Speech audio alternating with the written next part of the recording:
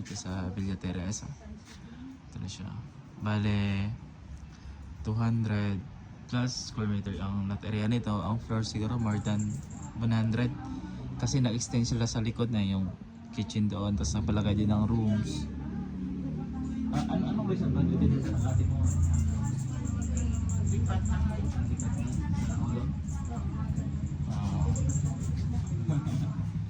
So pasok tayo na. Ito na yan. So itong bahay na to, kailangan siya i-repaint or i-renovate. Maganda na talaga yung output dito. So ito yung sa ano niya, living area. Itong 1 room, 2 rooms. So dito yung isang room. Kailangan dito siya i-renovate para gumaganda ito lalo yung bahay. Tapos ito yung sa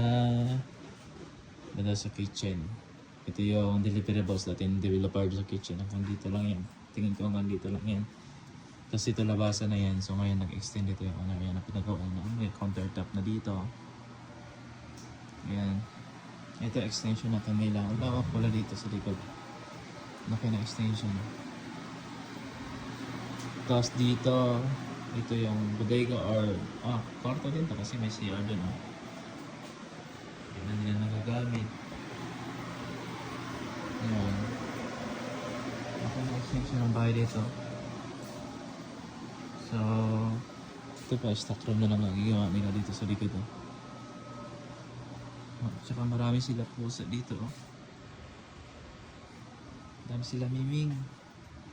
Dami sila pusa alaga. Dami sila pusa alaga dito.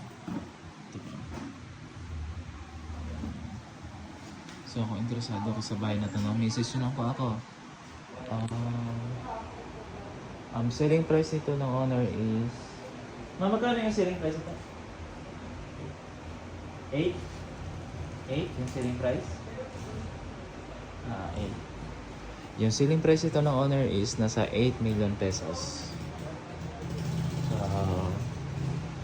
So far, clean title naman eh, no? Dito mayroon tayo dito? Mahulog siya lahat, mga 5 rooms. Pero storage yan dati, connected yan papunta doon, pero ginawa na lang kwarto. Kwarto, tapos yung CR niya, 3. Oo, 3 na ba yan? Na additional man yung isa eh, no? Ano ang status ng titulo nito? Clean title lang to? Oo. Nakapangalan na sa ate mo? Oo, sa kanya pala. Ito. Sige. Basta rooms. Akin na. Rooms siya, pwede tingnan, G. Tingnan mo na lang. Ay, rooms nga. Yan. Bali 5 rooms. Marami pa. Marami pala kayo dito dati. Maraming extension na rooms, Hindi, bali 2 families. Dati? Oo, mga bata ba? Dito na kasi lumaki.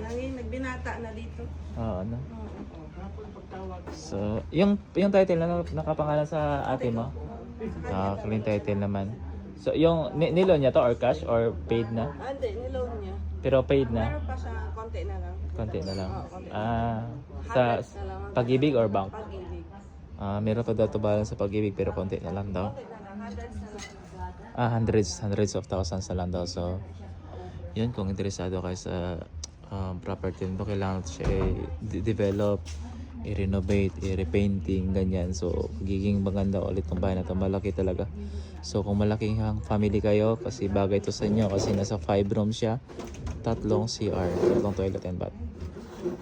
So, yun lang. May nagpapabenta kayo ng property, no? Message nyo po ako, tulungan ko ba kayo hanap ng buyer.